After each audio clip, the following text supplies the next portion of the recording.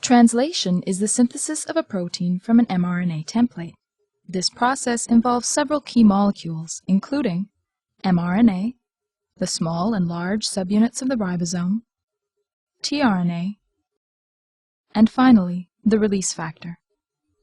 The process is broken into 3 stages: initiation, elongation, and termination. Let's see the process in action. Eukaryotic mRNA, the substrate for translation, has a unique 3' end called the poly A tail.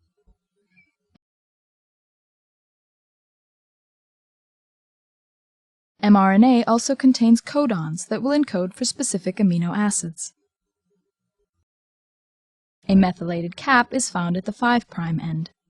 Translation initiation begins when the small subunit of the ribosome attaches to the cap and moves to the translation initiation site. tRNA is another key molecule. It contains an anticodon that is complementary to the mRNA codon to which it binds. The first mRNA codon is typically AUG. Attached to the end of the tRNA is the corresponding amino acid. Methionine corresponds to the AUG codon. The large subunit of the ribosome now binds to create the peptidyl, or P site, and the aminoacyl, or A site.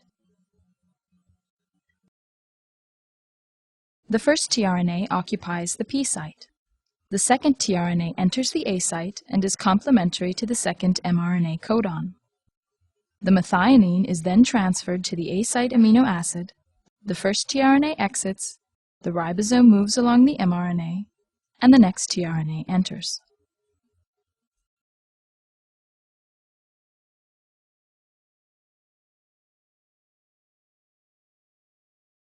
These are the basic steps of elongation.